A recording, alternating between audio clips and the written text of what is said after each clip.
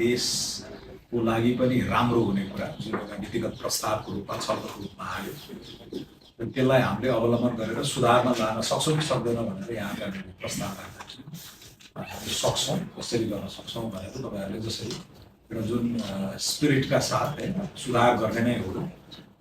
भन्ने हिसाबले त्यसलाई ग्रहण गरेर गृह कार्य गर्नुभयो,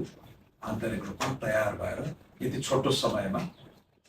चाहिँ जुन आज कार्यान्वयनकै तहमा गएको छ र आगामी योजना पनि यहाँले पेश गर्नु भएको छ। बिस्तारै प्रदेश हुँदै अन्य सेवा समूहहरूलाई पनि समेट्ने गरेर अगाडि जाने भन्नुभएको छ। सराहनीय काम भएको छ। गभर्मेन्टको स्पिरिट अनुसार पनि सुशासन, जनतालाई सेवा दिने काममा पनि यसले चाहिँ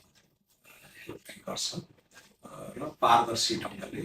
डिजिटल माध्यमबाट चाहिँ डिजिटल युगमा जाने भनेको छ। हरेक कुरा डिजिटल प्रविधिबाट जाने भनेको र यो रिफर्मको श्रृङ्खला तपाईँहरूले अस्ति ई पेन्सन भेरिफिकेसन पनि गर्नुभयो, त्यो पनि कार्यान्वयनमा आइसकेको छ र यो 15-15 दिनको चाहिँ धेरै नै उत्साह आएको पाएँ बजारमा। यसलाई भारतीय मिडियाले समेत उल्लेख गरिरहेको दक्षिण एसियामै पहिलो इत्यादि भनेर हामीले र यो 2 दिनको बिदा भइसकेपछि त्यो पनि मितव्ययिताको कारणले हामीले गरेको, तर त्यो सँगसँगै खर्च पनि व्यवस्थापन उधारो कम हुने, साना उद्यम व्यवसायहरू चलायमान हुने, सेवा क्षेत्रलाई हौसला पनि पुग्ने र कर्मचारी साथीहरूको पनि खर्च व्यवस्थापनदेखि लिएर बजारको माग पनि बढ्ने, अलिक स्मुदिङ भने जस्तै कन्जम्सन बुस्ट पनि भयो।